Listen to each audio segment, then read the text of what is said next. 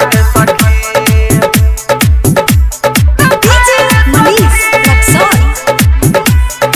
रागनी recording studio Surat Gujarat. रे सखी रात में करे हाय हाय मारे तना दुखाए रे सखी, मारे तना दुखाए रे सखी। रे सखी हाथ में धरी तना बुझाए मारे तना दुखाए रे सखी, मारे